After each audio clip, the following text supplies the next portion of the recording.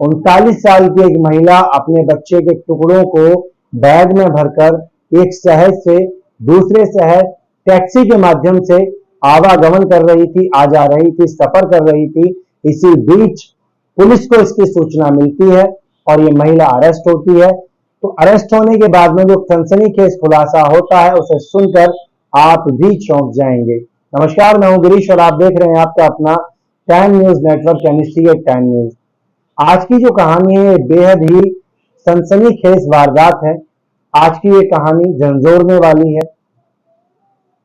39 साल की महिला सूचना सेठ, जिसका विवाह 2010 में कर्नाटका में रहने वाले वेंकट रमन के साथ होता है, जो कि एआई डेवलपर होते हैं। 2019 में इन दोनों को यानी संभावना और वेंकट रमन को एक बच्चा पैदा होता है, जिसका नाम, काल्पनिक नाम, वरुण रखा जाता है। और चूंकि इनमें शुरुआत से ही अनबन चालू थी, बात बन नहीं रही थी, तो 2020 में इनका फाइनली डिवोर्स हो जाता है। डिवोर्स के बाद में सवाल यह था कि बच्चे की कस्टडी आखिर किसको मिले। मामला कोर्ट में गया, कोर्ट ने अपना फैसला सुनाया और जजमेंट में जज साहब ने यह साफ कर दिया कि 4 साल का मासूम वरुण अपनी मां सूचना सेठ के साथ रहेगा। लेकिन इसी के साथ एक बात जज साहब ने और साफ कर दी कि अगर बाप अपने बेटे यानी वरुण से मिलना चाहे तो वो प्रत्येक रविवार को वरुण से मिल सकता है, उसके साथ समय बिता सकता है, उसको उसके हिस्से का प्यार दे सकता है।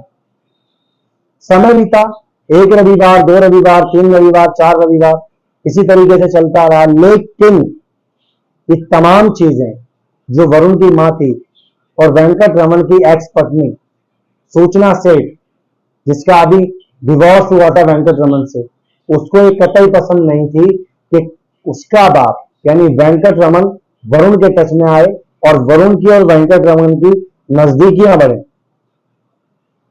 सूचना सेठ वेंकट रमन से हद से ज्यादा नफरत करती थी।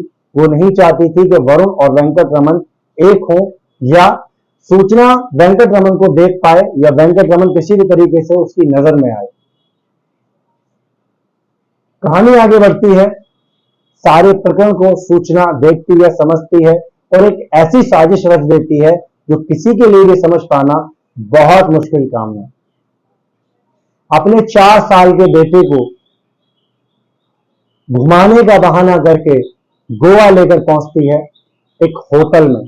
6 जनवरी का वो दिन होता है और 8 जनवरी को वहां से सूचना से चली आती है, होटल छोड़ देती है। और होटल छोड़ने से पहले सूचना एक टैक्सी करती है, और टैक्सी जब करती है तो टैक्सी में बैग ले लेती है। और बैग लेने के बाद में जब वो टैक्सी में बैठ रही होती है सूचना, तभी मौके पर जो होटल का स्टाफ था वो आता है और पूछता है कि मैम, जब आप आए थे तो आपके साथ में एक 4 साल का बच्चा था, एक 4 साल का मासूम था, वो कहाँ है, वो नजर नहीं आ रहा, और क्या आप उसको लेकर नहीं जा रहे।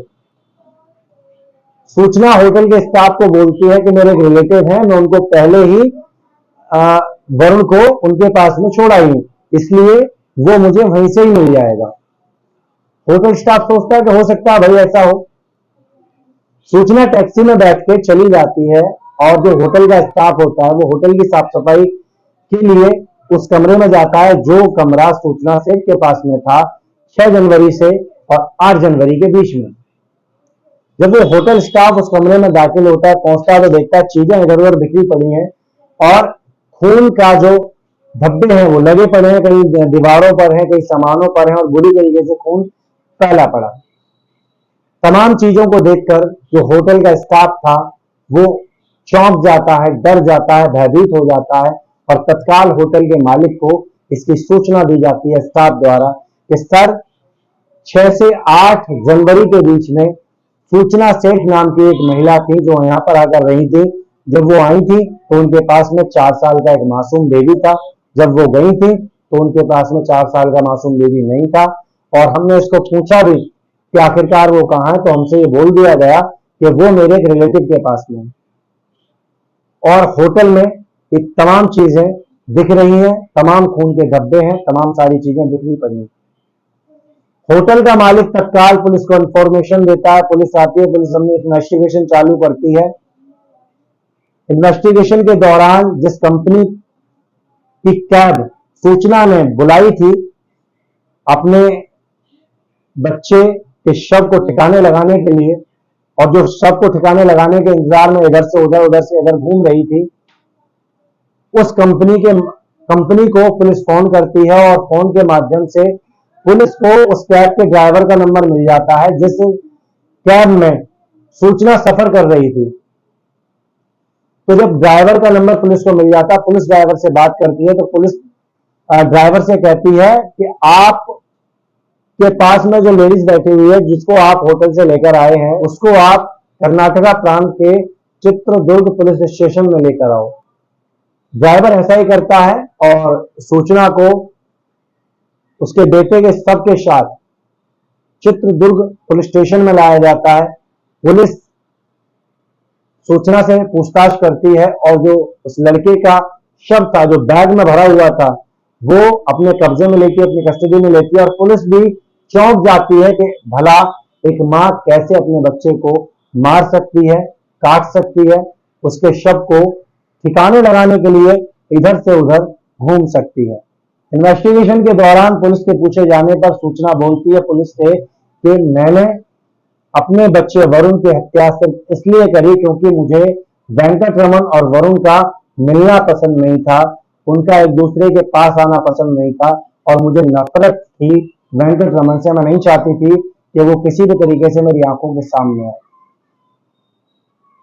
पुलिस सूचना को अरेस्ट करती है, संबंधित धाराओं में मुकदमा पंजीकृत करती है और उसको कोर्ट के माध्यम से जेल भेज देती है।